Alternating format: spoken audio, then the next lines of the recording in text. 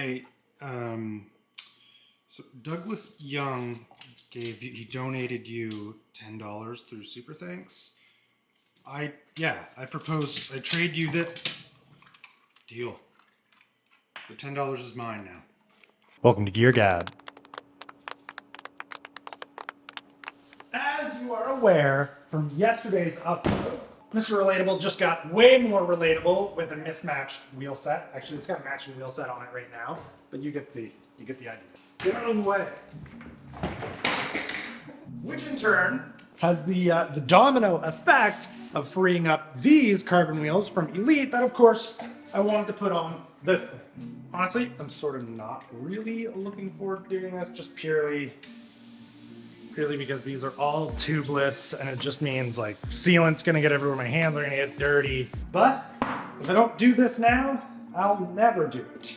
Thankfully, these wheels actually set up super easy. So this should be relatively quick. It's getting the old tires off the other wheels and onto this. That might be annoying.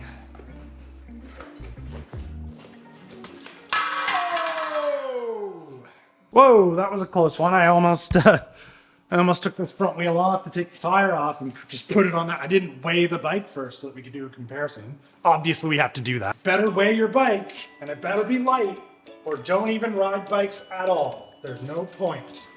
Bikes aren't fun. They're for performance. 28 pounds, 11 ounces. Love when the valve gets clogged. It's the best.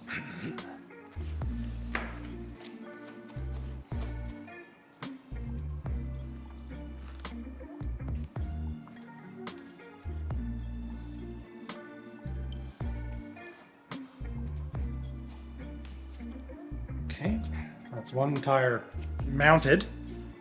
All right, that's front wheel. Front wheel's ready to go. Just that. Rear.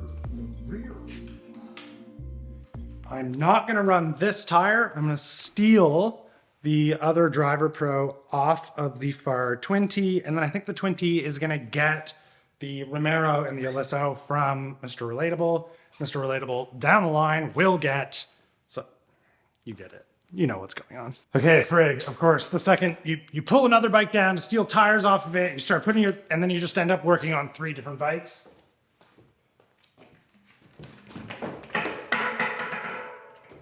I gotta pull the single speed off of this. Obviously, I'm not gonna put single speed on this. I'm trying to actually race on it. The beauty of this is just, boom, free head body off, which has the single speed on it. And then, because I left the cassette on this free head body,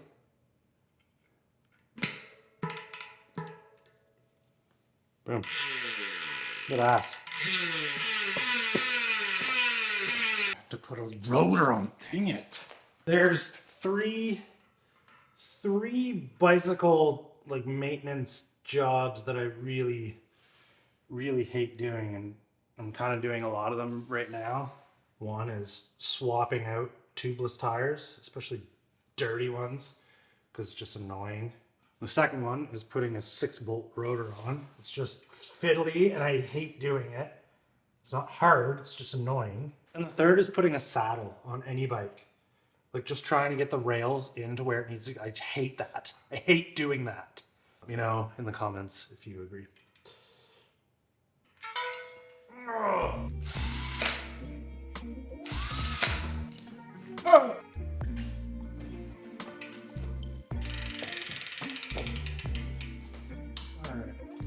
All right, I'm gonna get this as accurate as possible. Hang it from the saddle. Hopefully it doesn't touch the ground at all. 26 pounds, 7 ounces. That's more than a 2-pound difference. Can that be right? I guess I took the aero bar off as well. Also a little bonus, welcome to GearGab here. Those giant tires, don't they look sick? Everything with big tires looks sick. Thank you for watching this episode of GearGab. And more importantly, thanks for joining me for this episode of GearGab. Subscribe for more.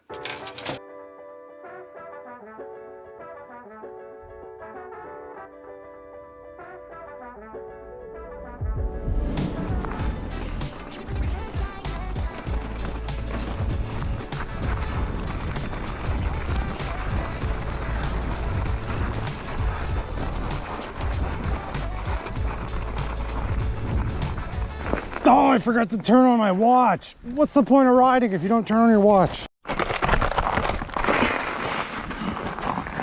So yesterday, after yesterday's trail run, I sort of was there. I was like, okay, it's gonna be cold tomorrow. Friday's a great day for like a rest day. You've had a good week, you've gone out every day, been making content.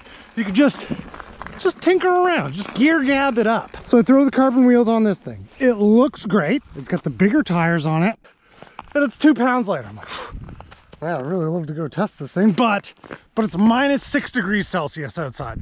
I don't have the gear for that. I shouldn't go out.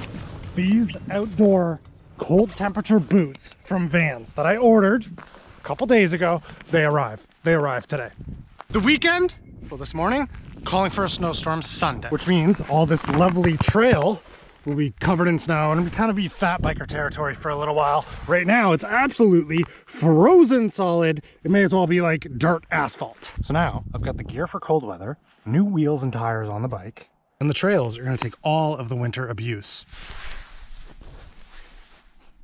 No rest day today, I'll tell you that.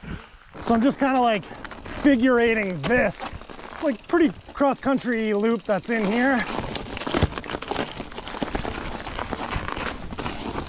Really just working on those skills, trying to get up and over everything.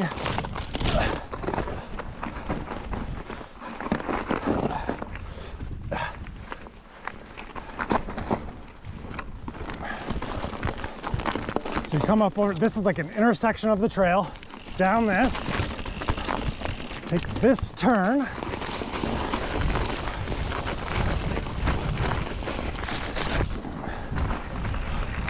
down this, and then power up this.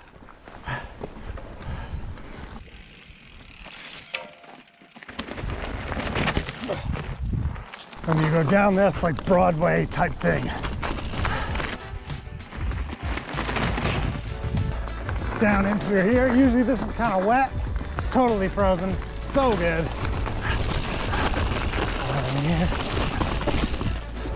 This spot here is a good little techie challenge. You kind of come down this tiny little descent, sharp left-hander, and you got to get on the power and try and get up over all this stuff. I've gotten it twice on the 2 laps I've done today already, but last time we were here, I kept screwing it up. Improvements. Although now that I've said that, I'll probably screw it up. All right, left-hander, like this, a little bit of power, boom.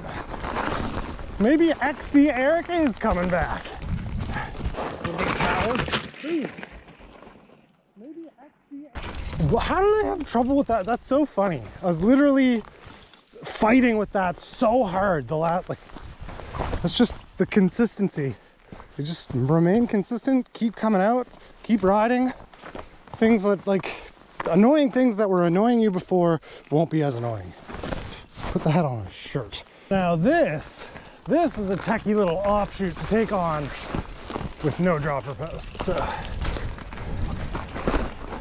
go. Yep.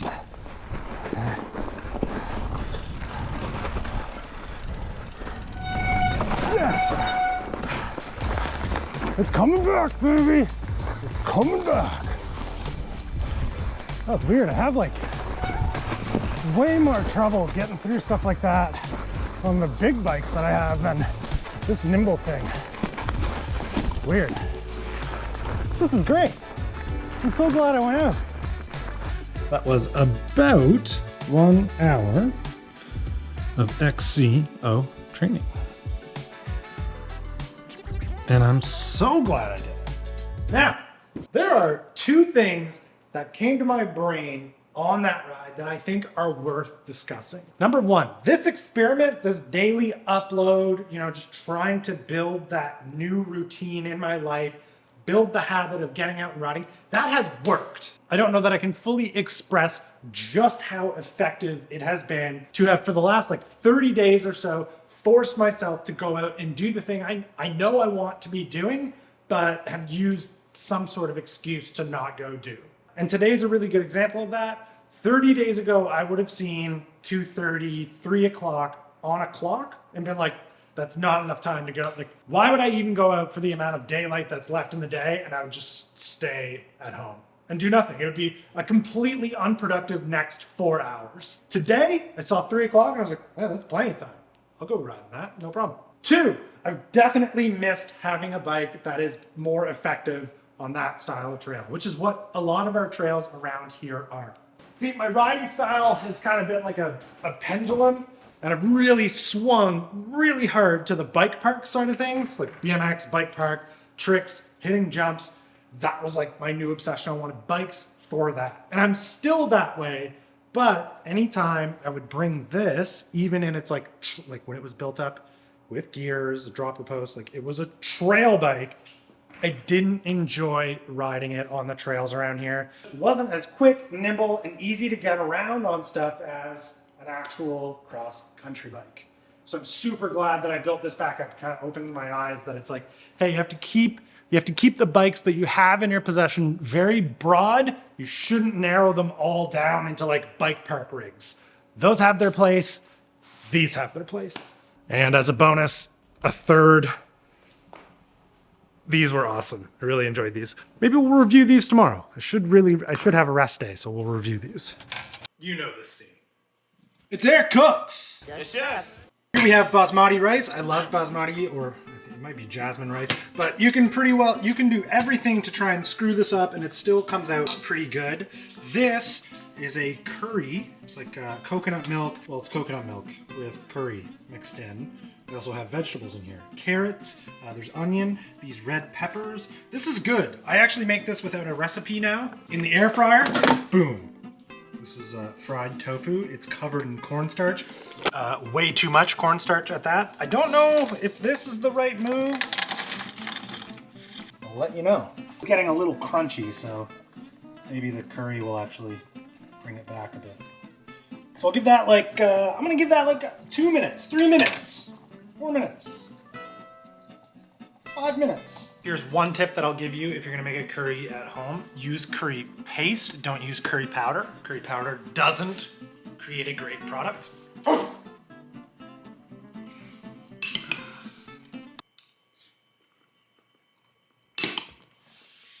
Totally killer, amazing. Maybe a little more brown sugar than I would normally put in, but I'm feeling it. I'm feeling it. Another splendid, fantastic iteration of Eric Cooks. I just want to close out this video by saying, hey, thanks for watching all the way through, and then like an extra extended gratitude for any super thanks or merchandise purchases that you've made in the last month or this month, like the beginning of this month. Anytime I get to see like this logo, the other logo, Norton's little face on something, I definitely smile. I appreciate your guys' support. Thanks for being here. Thanks for everything you do.